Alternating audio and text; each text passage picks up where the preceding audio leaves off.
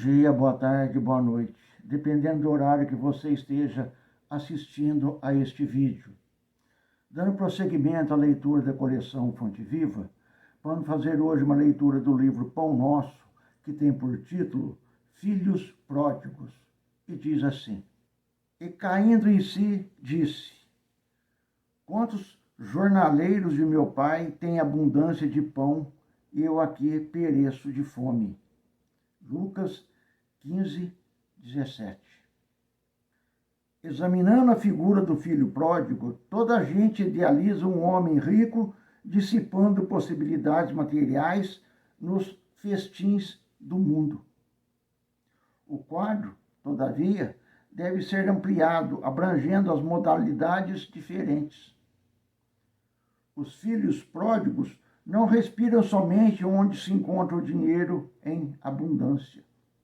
Acomodam-se em todos os campos da atividade humana, resvalando de posições diversas. Grandes cientistas da Terra são perdulários da inteligência, destilando venenos intelectuais indignos das concessões de que foram aquinhoados. Artistas preciosos gastam, por vezes, inutilmente, a imaginação e a sensibilidade através de aventuras mesquinhas, caindo, afinal, nos desvãos do relaxamento e do crime. Em toda parte, vemos os dissipadores de bens, de saber, de tempo, de saúde, de oportunidades. São eles que, contemplando os corações simples e humildes em marcha para Deus, possuídos de verdadeira confiança, experimentam a enorme angústia da inutilidade e, distantes da paz íntima, exclamam desalentados: Quantos trabalhadores pequeninos guardam o pão da tranquilidade, enquanto a fome de paz me tortura o espírito. O mundo permanece repleto de filhos pródigos e de hora a hora milhares de vozes proferem aflitivas exclamações iguais a esta. Aí está, meus irmãos, mais uma bela página trazida pela mediunidade do nosso irmão Francisco Cândido Xavier, através do ditado do nosso irmão Emmanuel. Aqui ele faz uma reflexão sobre o filho pródigo, e como diz o título, os filhos pródigos.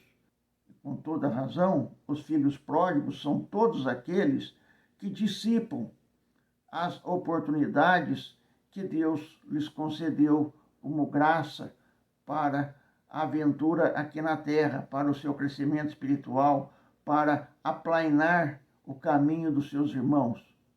E, ao invés disso, eles passam a vida toda brincando, usufruindo dos dons e das graças de forma egoísta para com os demais que necessitam.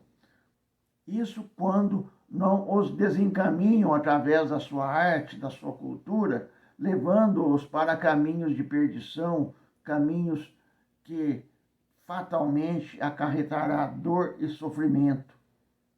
Então, meus irmãos, os filhos pródigos estão por toda parte. São todos aqueles que, de uma forma ou de outra, jogam fora as oportunidades conferidas a eles para o aprimoramento do espírito. Às vezes, nós olhamos ao redor e vemos: nossa, essa música é muito bacana, nossa, aquela pintura é maravilhosa. Mas nos dias de hoje está difícil dizer isso. Mesmo porque está havendo um rebaixamento moral nas artes, na cultura, na política, na justiça, em todos os campos da atividade humana. Estamos tendo esse rebaixamento moral, onde o homem usa o seu dom para explorar o próprio homem, para explorar o seu irmão, para auferir vantagens, lucros, e a partir daí adquirindo também enormes responsabilidades, porque, na verdade, todo ato que nós praticamos resulta em alguma responsabilidade, boa ou má. O caminho que nós escolhemos é que determina que tipo de responsabilidade nós estaremos buscando para nós.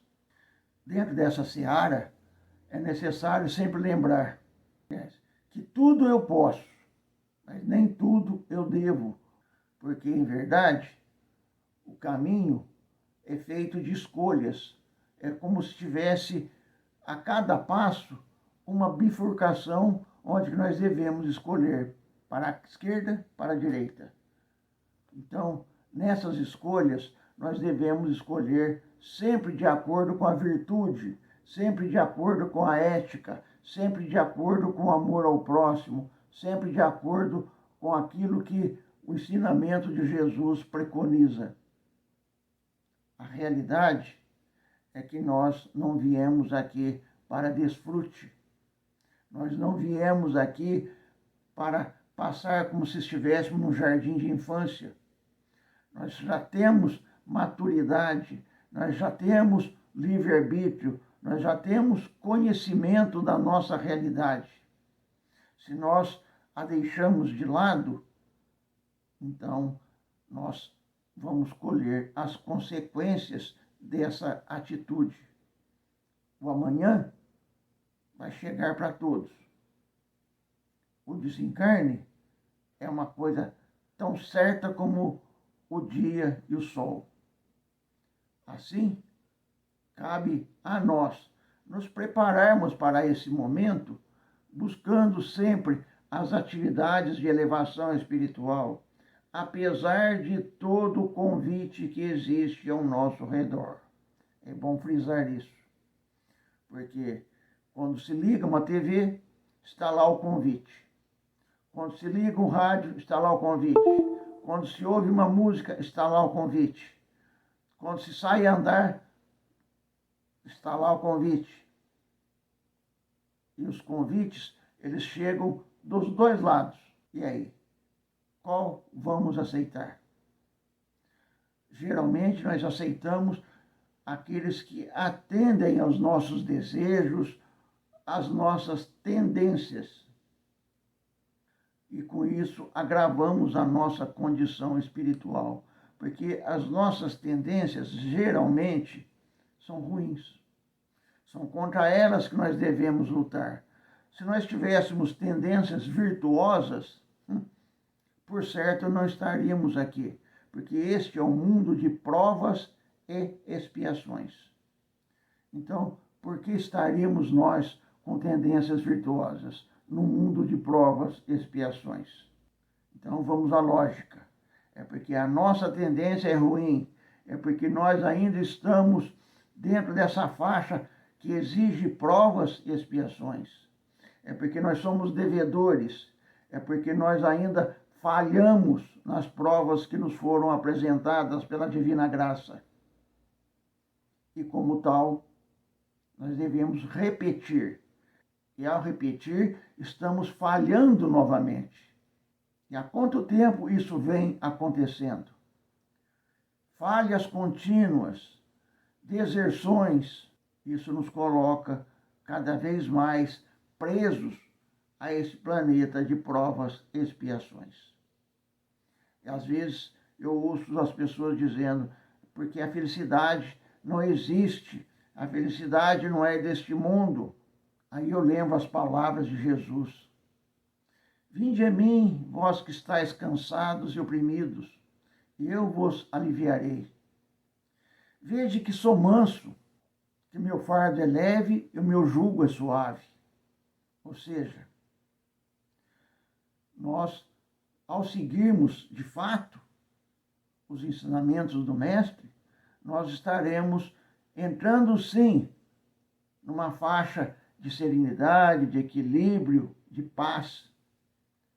Mesmo que o mundo todo conspire contra esta situação, nós estaremos vibrando nessa faixa, diferente das vibrações advindas do mundo externo. Então, meus irmãos, orai e vigiai, disse o Cristo. Cabe a nós não aceitar qualquer convite. Cabe a nós policiar aquilo que vamos ver, assistir. Cabe a nós aceitar convites de elevação espiritual. Cabe a nós nos despir do orgulho, da vaidade, nos despir das tendências ruins, bloqueando-as ou invertendo-as para virtudes. Se eu tenho uma tendência de gula, eu vou ter que lidar com isso. Se eu tenho uma tendência de usura, eu vou ter que lidar com isso. Se eu tenho uma tendência de orgulho, eu vou ter que lidar com isso. Se eu tenho uma tendência de egoísmo, eu vou ter que lidar com isso. Transformando tudo isso em virtudes. Porque essa é a minha luta, esse é o meu trabalho para que eu possa ascender a faixas mais felizes e sair deste mundo de provas e expiações. Mas tudo isso cabe única e exclusivamente a mim e a minha decisão ou as decisões que eu tomo naquele caminho de bifurcações, escolhas. Nós sempre somos livres para escolher, mas após a escolha feita, as consequências são geradas e elas chegam obrigatoriamente para nós. Era isso que tínhamos para hoje, meus irmãos.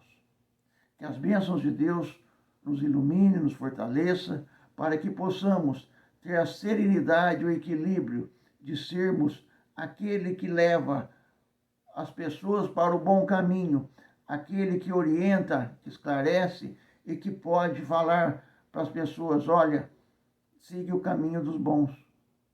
Não siga os convites maus. Não siga os convites dissimulados que nos levam ao apego às coisas da matéria. Porque esses é que nos prendem aqui. Que as bênçãos de Deus, nosso Pai, de Jesus, nosso Mestre, nos fortaleçam hoje e sempre. Que assim seja.